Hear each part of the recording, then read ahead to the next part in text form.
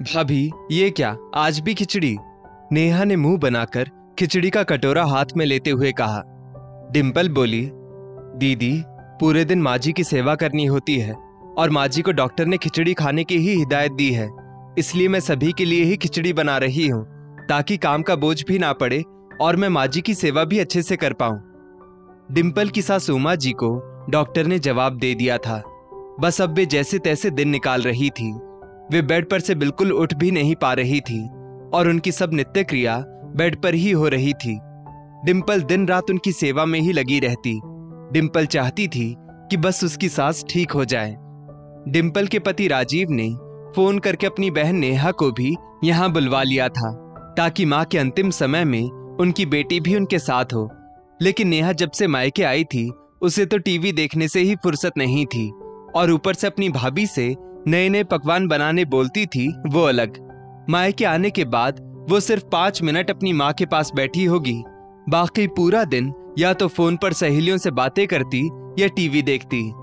थोड़ी देर बाद ही नेहा ने अपनी सहेली को फोन लगाया और बोली, अरे यार, भाभी ने तो आज फिर खिचड़ी खिला दी, चल कहीं बाहर चलते हैं और पानी पूरी खाकर आते हैं। मुंह का स्वाद खराब हो गया है जब से यहाँ आई हूँ। लगभग 10 मिनट बाद वो कपड़े चेंज करके उसकी सहेली के साथ बाहर पानी पूरी खाने चली गई। डिंपल ये सब देखकर धम से सोफे पर बैठ गई और सोचने लगी, कोई बेटी ऐसा कैसे कर सकती है? क्या उसे रिश्तों की अहमियत बिल्कुल नहीं पता? यहाँ माँ जी अंतिम सांसें गिन रही है और नेहा को रत्ती भर उनकी परवाह नहीं। आज डिंपल के पति राजीव ने भी ऑफिस की छुट्टी ली हुई थी। वो भी घर पर माँ की सेवा में लगा हुआ था। डिंपल जैसे ही खिचड़ी लेकर सास उमा जी के कमरे में पहुंची, उन्होंने खाने से मना कर दिया और बोली, बेटा, तूने मेरी बहुत सेवा की, बस अब खाने की इच्छा मर गई है। भगवान मुक्ति दे दे तो अच्छा है, अब ये तकलीफ सहन नहीं होती। डिंपल उनके आंसू पोंछकर बोली, माँ जी, ऐसा अशुभ अशुभ मत बोलिए। उमा जी भी मन ही मन भांप चुकी थी कि अब उनकी मृत्यु नजदीक है। थोड़ी देर बाद नेहा घर आई और अपने कमरे में जाकर सो गई। चाय के समय वो बोली, भाभी, चाय के साथ पकौड़े बना देना। अब डिंपल से रहा नहीं गया और वो नेहा के कमरे में आकर बोली, नेहा, तुम्हें माँ जी की तबीयत का बिल्कुल भी ख्याल नहीं है। यहाँ माँ जी की तबीयत सही नहीं है और तुम्हें नई नई फरमाइशें सूझ रही है। न माँ के पास बैठने का तुम्हारे पास समय है और न उनसे बात करने का। नेहा भी चीख उठी, आपसे मेरा काम नहीं हो रहा है तो बोल दो ना, मेरे सामने तेवर क्यों दिखा रही हो? नेहा की जोर की आवाज सुनकर उसका भाई राजीव भी वहां आ गया और बोला, नेहा, एक तो तुम किसी काम में मदद नहीं कर रही, ना माँ का ध्यान रख रही हो और बैठे बैठे फरमाइशें कर रही हो, वो अलग। नेहा बोली, मुझे माँ के कमरे में बदबू आती है, मुझसे वहां नहीं बैठा जाता। राजीव बोला, माँ कुछ दिन की ही मेहमान है नेहा, और एक दिन हम सबकी ऐसी ही हालत होने वाली है, जान लो। माँ को अभी हमारे साथ की सख्त जरूरत है। राजीव नेहा को अपने साथ माँ के कमरे में ले गया और डिंपल सभी के लिए चाय बनाने चली गई।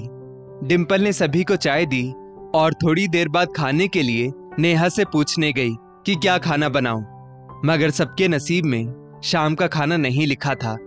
उमा जी ने आखिरी सांस ली और सभी को छोड़कर दुनिया से चली गई।